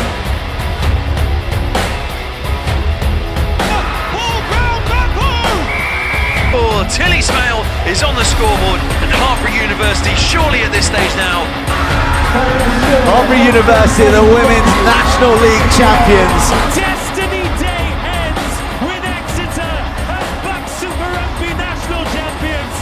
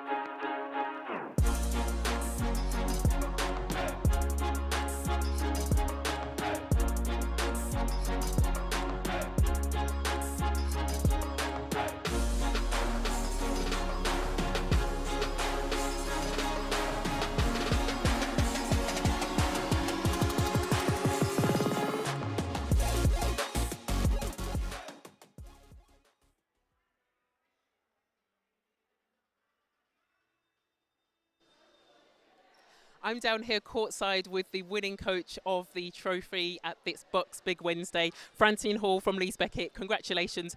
How was the game for you?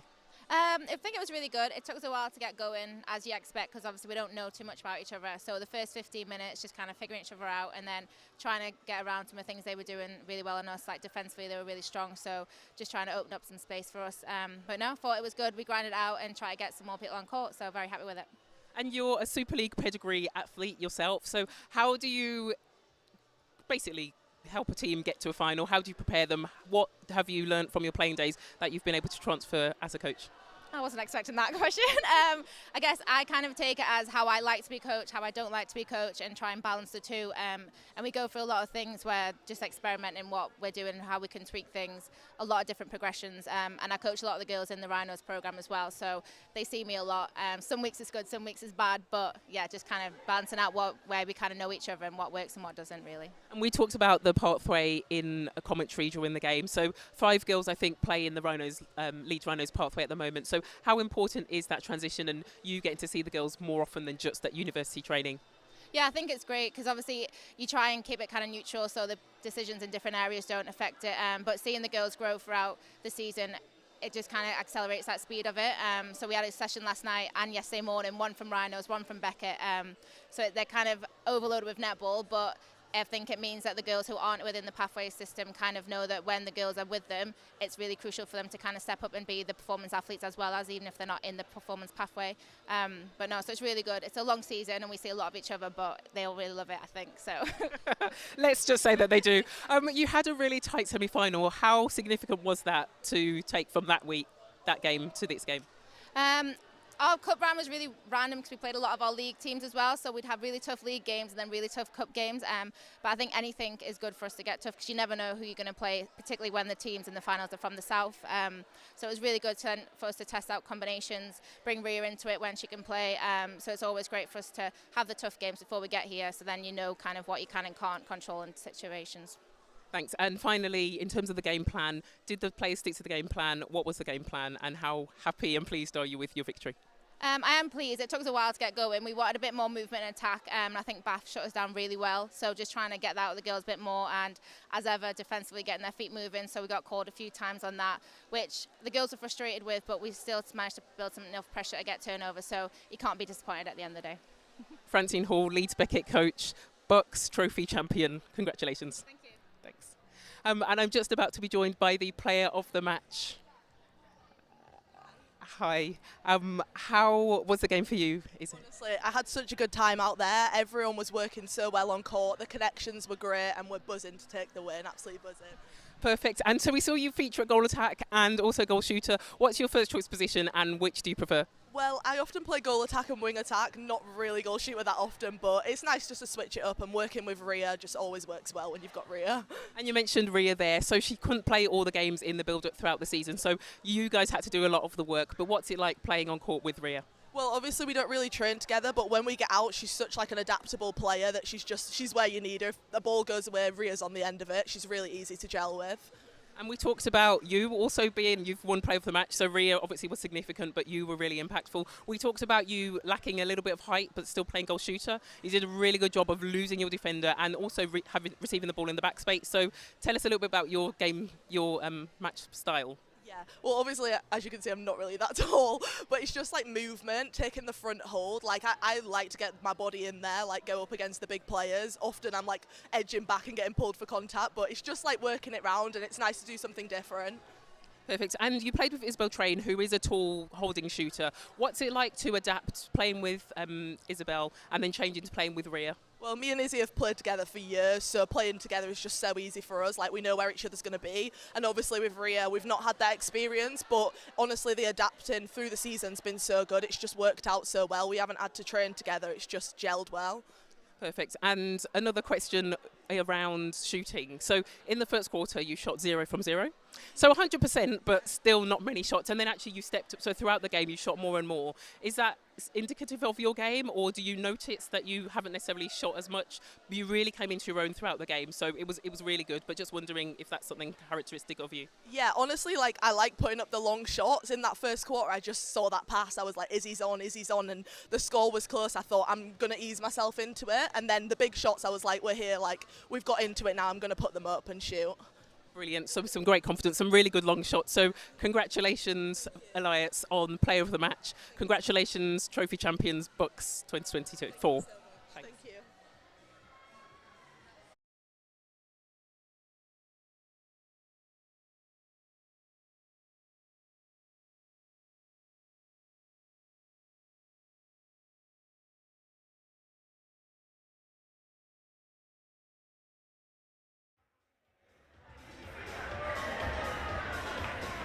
Okay, if we can please have all players back to the court for the presentations. They'll be happening momentarily. All players back to the court. Thank you.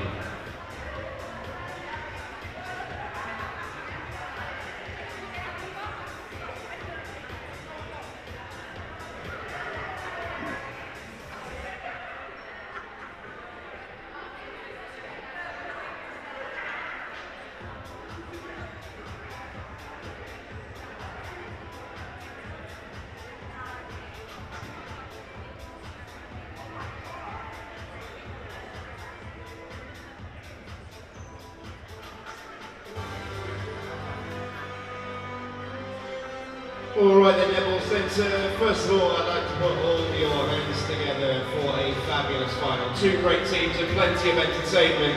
Let's hear it for both Leeds Beckett and University of Bath.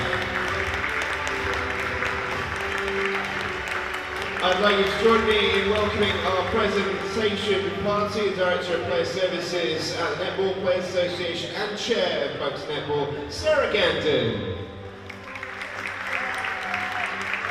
Our first medals on the presentation go to our officials, so would I please ask to come forward Jen Henwood, Jenny Goodwin and Cleo Wyman.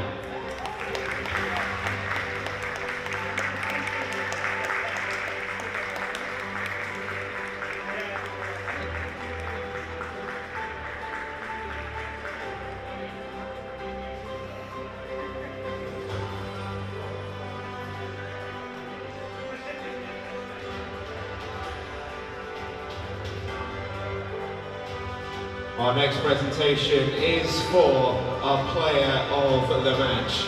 Linking everything together beautifully in the Beckett attack at both goal attack and goal shooter. Make some noise for Elias Swain.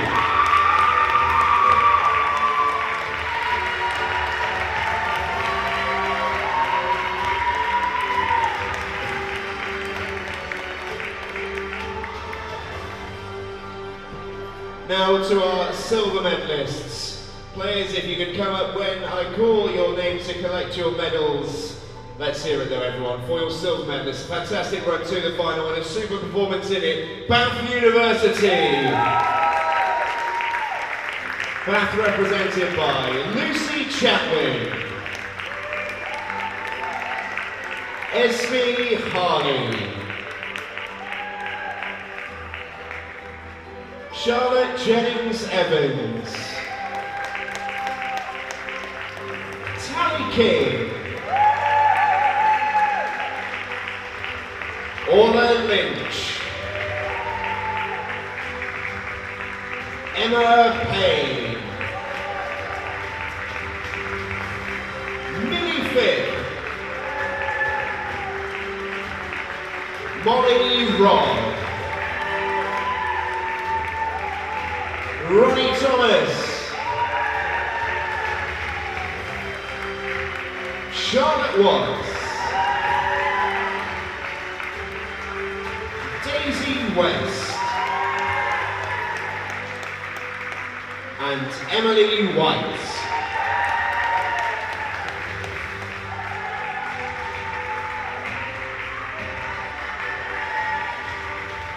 Netball Centre, they are University of Bath.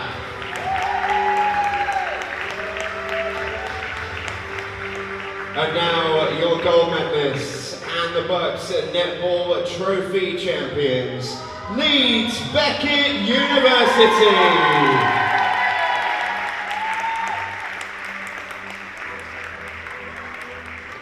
Represented by Maya Bowser, Eve Cooper,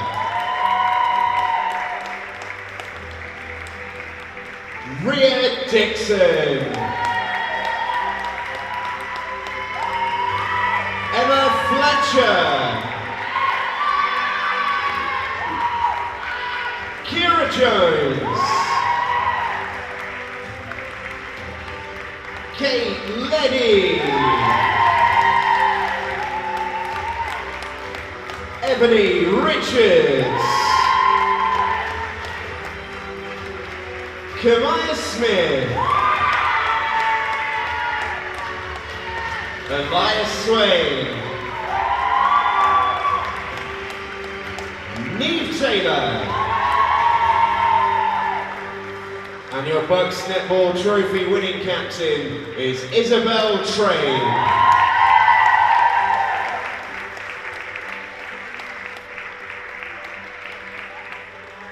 Netball Centre, give it up for the BUCS Netball Trophy champions, Leeds Beckett University.